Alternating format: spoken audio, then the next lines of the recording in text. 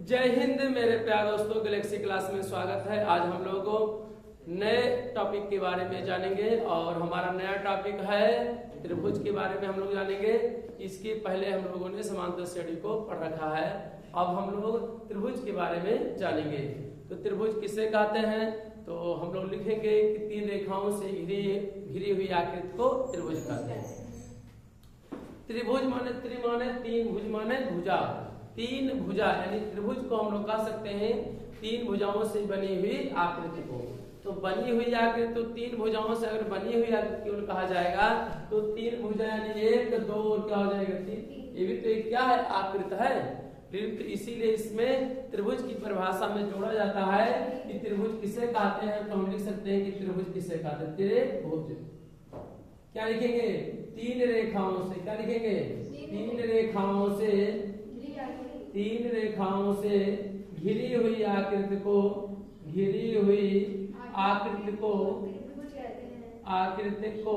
क्या कहते हैं, त्रिभुज कहते हैं। क्या कहते हैं, त्रिभुज कहते हैं।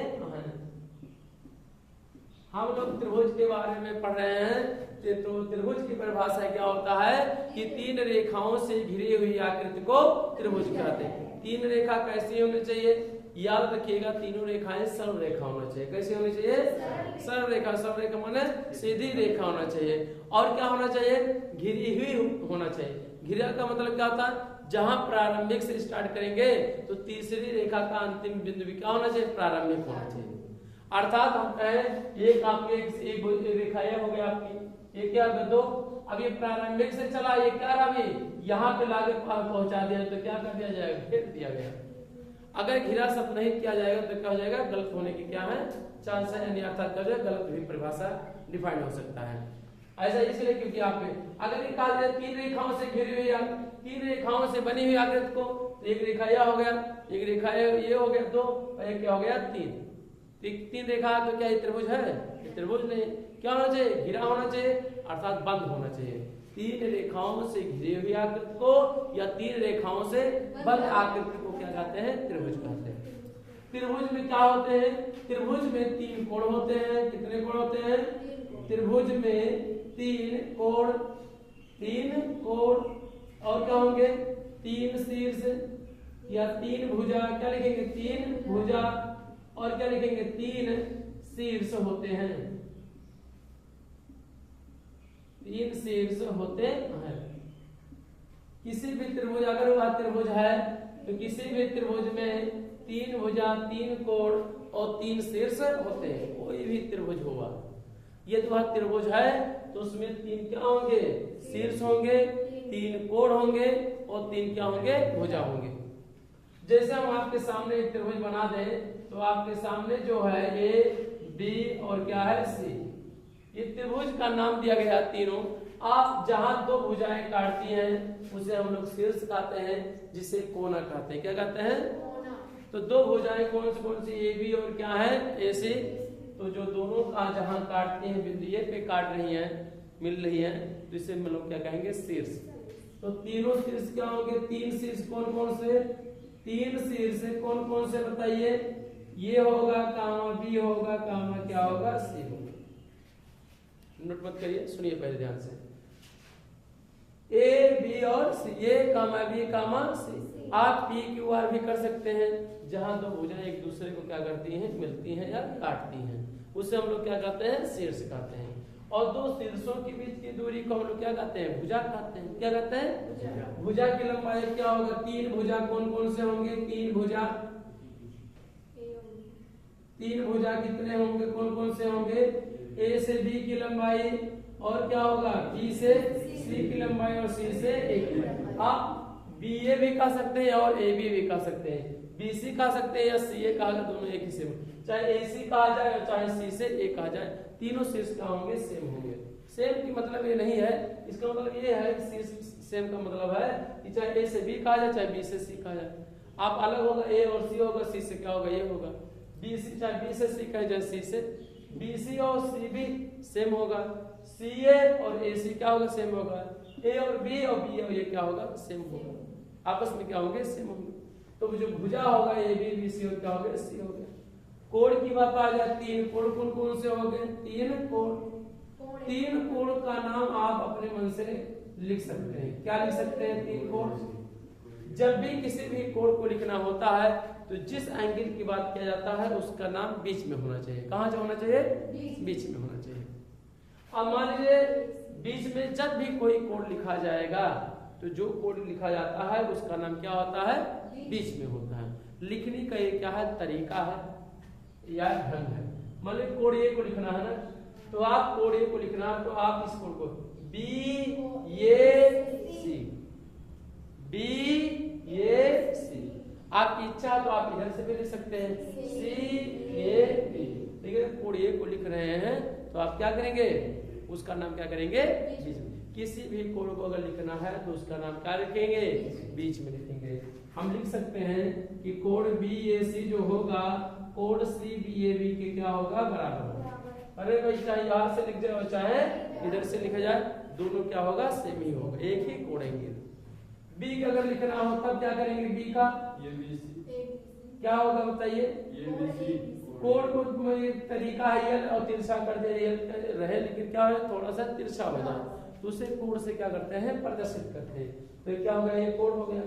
इसके बाद मान लीजिए हमें बी को करना है, किसको, बी को करना है। तब बी का नाम लिखना तो क्या करेंगे, कोण क्या कर देंगे, ए का नाम देंगे ए बी और क्या होगा सी बराबर, और क्या होगा सी और बी और क्या होगा। जब भी कोण की बात करेंगे तो उसका नाम क्या होना चाहिए, बीच में होना चाहिए। हमेशा इस बात का हमेशा याद रखिएगा। और क्या करेंगे, अगर सी को लिखना होगा तब कैसे लिखेंगे बताइए, तो कोण ये और सी और क्या हो जाएगा बी, कोण बी सी और क्या हो जाएगा ये। ऐसे ही क्या होगा, 3 कोण ये।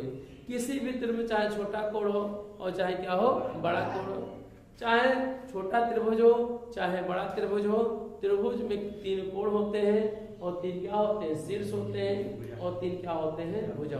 किसी भी त्रिभुज में, और त्रिभुज के तीनों कोणों का योग 180 होता है। हमेशा चाहे छोटा त्रिभुज हो और चाहे बड़ा त्रिभुज हो, और तीनों कोणों का योग कितना होता है, 180।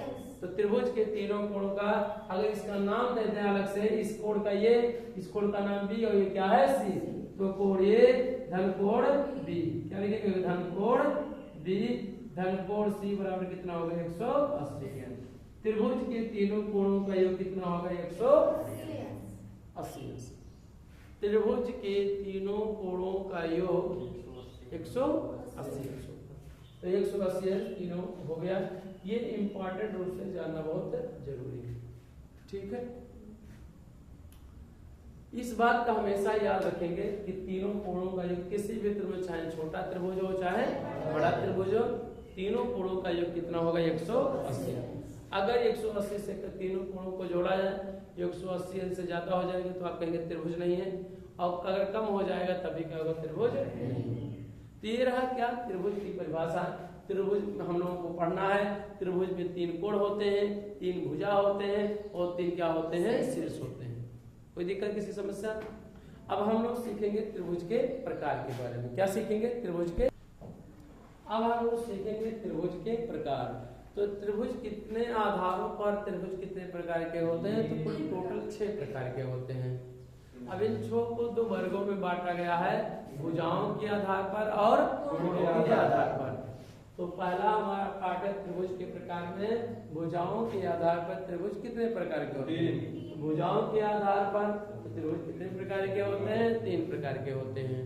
नंबर 1 समबाहु त्रिभुज, नंबर 2 समद्विबाहु त्रिभुज और नंबर 3 विषमबाहु त्रिभुज। तो हम लोगों का अलग अलग डिफिनेशन है, हम लोग जानेंगे। ये भुजाओं के आधार पर है, यानी भुजा की बात किया जा रहा है। त्रिभुज में 3 कोण होते हैं, 3 भुजा होते हैं और 3 शीर्ष होते हैं। तो कोणों के आधार पर त्रिभुज और क्या, भुजाओं के आधार पर त्रिभुज। तो पहला हमारा है भुजाओं के आधार पर समबाहु त्रिभुज। क्या हो, अच्छा यहाँ पर यहाँ बना दें, जब लग गया ठीक। यहाँ देखिए समबाहु त्रिभुज, ऐसा त्रिभुज जिसकी तीनों भुजा आपस में क्या हो, बराबर। यानी जिस त्रिभुज की तीनों भुजाएं आपस में बराबर होती है उसे समबाहु त्रिभुज कहते हैं। क्या कहते हैं? समबाहु त्रिभुज कहते हैं। जिस त्रिभुज के जैसे एग्जाम्पल के नाम दे, जैसे एक भुजा है, दूसरी भुजा है, क्या हो जाए? तीसरी भुजा। ये तीनों भुजा आपस में क्या है? बराबर है। अर्थात इसका नाम दे ए बी और सी दे दे। अगर मान लिया जाए तो जो ए बी की लंबाई है वही क्या है? बी सी की क्या है? लंबाई है। वही क्या है? सी ए की क्या है? लंबाई है। तो जिस त्रिभुज की तीनों भुजाएं आपस में बराबर होती हैं तो उसे हम लोग क्या कहते हैं? समबाहु त्रिभुज। सम माने होता है समान, बाहु माने होता है भुजा, और त्रिभुज माने त्रिभुज की। तो जिस त्रिभुज की तीनों भुजा आपस में बराबर हो, ये समान हो, उसे क्या कहते हैं? समबाहु त्रिभुज कहते हैं। तो हम लोग ऐसे एग्जाम्पल के तौर पे लिख सकते हैं कि ए बी बराबर क्या होगा? बी सी बराबर क्या होगा? सी। जिस त्रिभुज की तीनों भुजा बराबर होती है उसे समबाहु, सम माने समान, बाहु माने भुजा, और त्रिभुज माने त्रिभुज की। जिस त्रिभुज की तीनों भुजा आपस में बराबर होती हैं तो उसे समबाहु त्रिभुज कहते हैं। आपके सामने चित्र आपके बना है, ये कौन सा त्रिभुज है? समबाहु त्रिभुज। कौन सा? समबाहु त्रिभुज। आगे चलिए, समद्विबाहु त्रिभुज, जिसे हम लोग समद्विबाहु त्रिभुज कहते हैं। सम माने होता है बराबर, द्वि माने होता है दो, और बाहु माने होता है भुजा, और त्रिभुज माने त्रिभुज। जब त्रिभुज की दो भुजा आपस में बराबर हो तो उसे हम लोग क्या कहते हैं? समद्विबाहु त्रिभुज कहते हैं। तो उसी का नाम बदल दिया जाए परिभाषा को, जिस त्रिभुज की दो भुजा आपस में केवल क्या हो? बराबर हो, तो उसे क्या कहेंगे? समबाहु त्रिभुज। एग्जाम्पल के तौर पे अगर बनाना चाहता, आपके सामने दो त्रिभुज आपके सामने बना रहे हैं, देख सकते हैं। मान लिया जाए इसे क्या ले लिया जाए? पी, या मान लिया जाए क्यू, यह क्या लिया जाए? आर। तो ये इस त्रिभुज में पी क्यू और पी आर आपस में क्या है? बराबर है। जो पी क्यू की लंबाई है वही पी आर की क्या है? लंबाई है। आप इसकी लंबाई बराबर है? नहीं। जिस त्रिभुज की इसे ऐसे इस तरह से बराबर करने के लिए इस तरह से यहाँ तीनों भुजा क्या है? आपस में क्या है? बराबर है। ये दो भुजा आपस में बराबर है, इसलिए दो से इससे क्या कर देंगे? बराबर कर देंगे। माने जिस रेखा पे द्वि रेखा है वही रेखा, जिस रेखा पे द्वि रेखा है वही क्या है? ये सांकेतिक रूप है, दर्शाने का तरीका है। ये सब यह भुजा इस भुजा के क्या है? बराबर। तो यानी पी क्यू भुजा किसके बराबर है? पी आर की क्या है? बराबर है। और डज नॉट इक्वल टू क्या होगा? क्यू आर, यानी क्यू आर इसके बराबर नहीं हो सकता। दो भुजा तो आपस में बराबर तो होंगे, लेकिन तीसरी भुजा इसके बराबर नहीं होगी। इसे शब्दों में ये सांकेतिक रूप में इस प्रकार लिखा गया है। आप शब्दों में लिखेंगे, जिस त्रिभुज की दो भुजा आपस में बराबर होती है उसे समद्विबाहु त्रिभुज कहते हैं। समझे कि नहीं? जिस त्रिभुज की दो भुजा आपस में बराबर होती है उसे समद्विबाहु त्रिभुज कहते हैं। आगे चलिए, विषमबाहु त्रिभुज, जिस त्रिभुज की विषम माने क्या होता है? अलग। विषम माने क्या होता है? अलग होता है, डिफरेंट टाइप का। अर्थात जिस त्रिभुज की तीनों भुजा आपस में, एक भी भुजा आपस में बराबर न हो, इसे कौन सा त्रिभुज नाम दिया गया? समद्विबाहु। क्या नाम दिया गया? समद्विबाहु। और क्या नाम दिया गया? त्रिभुज दिया गया। विषमबाहु त्रिभुज, जिस त्रिभुज की एक भी भुजा आपस में बराबर न हो, तीनों भुजा क्या हो? अलग अलग हो। अगर आप सांकेतिक रूप में बनाना चाहें तो ये आप देख सकते हैं ऐसे, इस तरह से देख रहे हैं कि नहीं? सबसे बड़ी भुजा ये है आपकी है, फिर इससे छोटी भुजा ये है, और इससे छोटी भुजा ये है। आपको दिखाई भी पड़ रहा होगा। एक भी भुजा आपस में बराबर नहीं है, तो ऐसे त्रिभुज को हम लोग क्या कहते हैं? विषमबाहु त्रिभुज। जिस त्रिभुज की आपस में एक भी भुजा बराबर नहीं होती है उसे समद्विबाहु त्रिभुज कहते हैं। तो हमारा मान लिया जाए, क्या मान लिया? यम लिख लिया जाए, यम यान वो लिख लिया जाए। तो क्या लिखेंगे? M N does not equal to N O does not equal to O M. होगा कि नहीं बताइए? तीनों भुजा आपस में बराबर नहीं है, तो इसे हम लोग क्या कहेंगे? विषमबाहु त्रिभुज कहेंगे। ठीक, कौन सा त्रिभुज? विषमबाहु। क्या है? विषमबाहु त्रिभुज। कोई दिक्कत किसी को? चित्रों में दिखा दिया गया। आप लिखना चाहते हैं इसी बात को हटा कर लिख सकते हैं, जिस त्रिभुज की एक भी भुजा आपस में बराबर ना हो उसे विषमबाहु त्रिभुज कहते हैं, ऐसे लिखेंगे। ठीक है, अब आएंगे, ये रहा किसके आधार पर, भुजाओं के आधार पर। अब हम लोग सीखेंगे कोणों के आधार पर। कोणों के आधार पर त्रिभुज कितने प्रकार के होते हैं, 3 प्रकार के होते हैं। कितने प्रकार के होते हैं, 3। हमने कहा त्रिभुज टोटल कितने प्रकार, 6 प्रकार के, तो लेकिन उसको अलग अलग 2 भागों में बांटा गया, कोणों के आधार पर और भुजाओं के आधार पर। तो समबाहु त्रिभुज तो कोण किसके आधार पर है, कोण के आधार पर।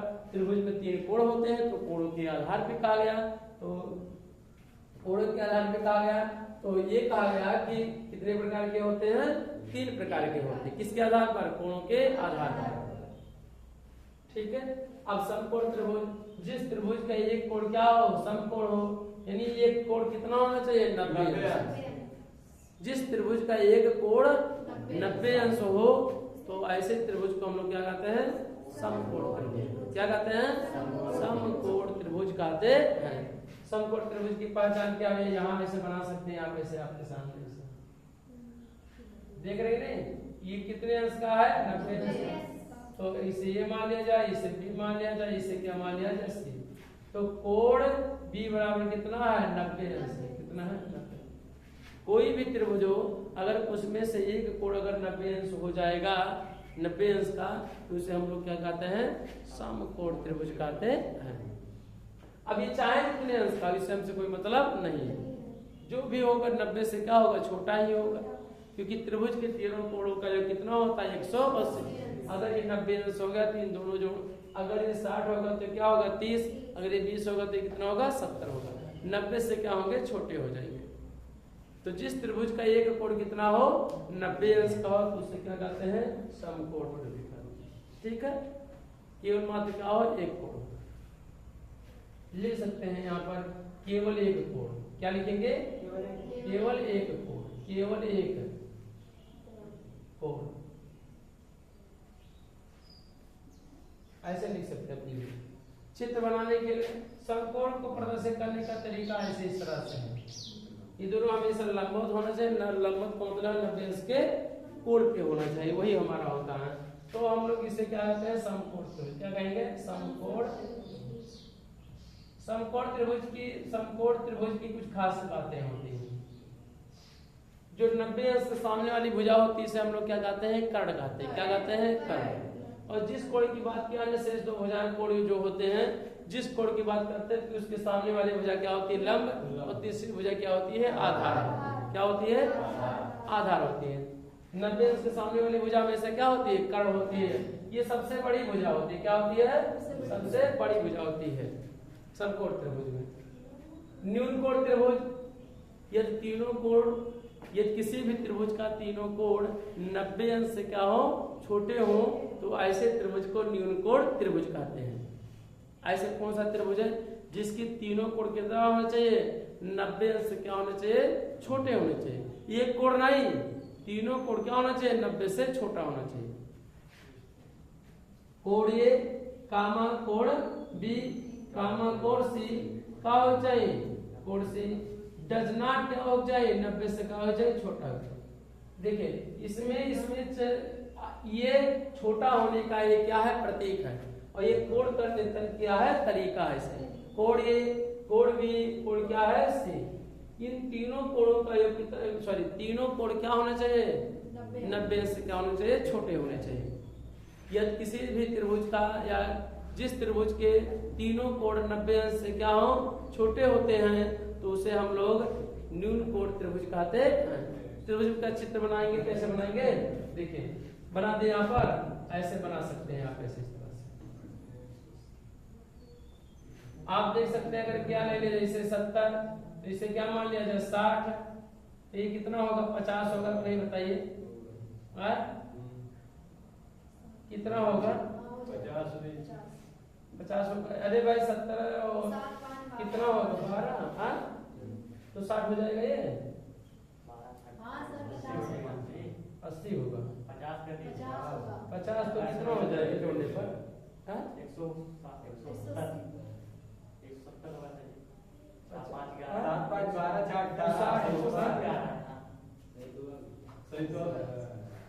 सही है? सही है। 50 और 60 कितना होगा? 110 और 70 कितना जोड़ेंगे? बताइए। तीनों कोणों का योग 180 अंश आना चाहिए। अगर ऐसा त्रिभुज मान लिया जाए, इसका नाम दे दिया जाए, क्या दे दिया जाए? ए बी दे दिया जाए, इसे सी दे दिया जाए, तो आप देखेंगे तीनों कोण बताइए, ये भी 90 से छोटा है कि नहीं? ये भी 90 से छोटा है कि नहीं? 90 से छोटा है कि नहीं?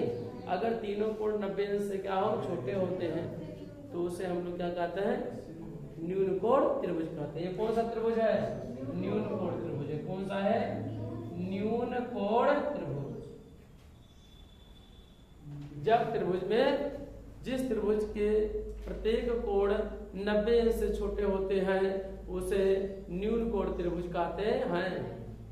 ठीक है, आगे चले। अधिक कोण त्रिभुज, अधिक कोण जिस त्रिभुज का एक कोण 90 अंश से क्या हो, ज्यादा हो, तो उसे हम लोग क्या कहेंगे? अधिक कोण त्रिभुज कहते हैं। 90 अंश से होने के लिए ऐसे इस तरह से आपके सामने एक चित्र बना रहे हैं।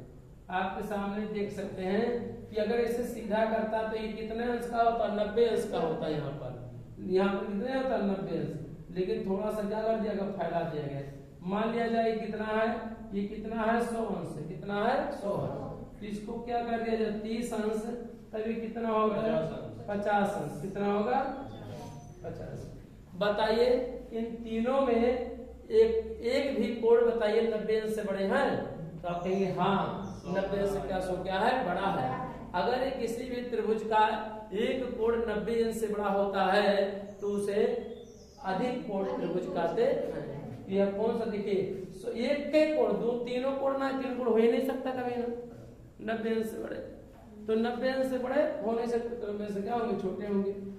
एक कोण, केवल मात्र एक कोण 90 अंश से क्या हो? बड़ा होना चाहिए। वह कैसा त्रिभुज होगा? तो कैसा त्रिभुज होगा? अधिक कोण त्रिभुज होगा। कैसा होगा? अधिक कोण क्या? त्रिभुज। नोट कर सकते हैं इस बात को। ठीक है, अब हम लोग ये त्रिभुज के भुजाओं के आधार पर और कोणे के आधार पर तीनों को क्या कर लिया गया? पढ़ लिया गया। अब हम लोग पढ़ेंगे त्रिभुजों के गुण या आकृतियों के गुण के बारे में हम लोग क्या करेंगे? जानेंगे। तो पहला हमारा क्या है? समरूप है। अब इसके बाद हमारा मुख्य चैप्टर चलेगा समरूप और सर्वांग सम। नोट किया जाए।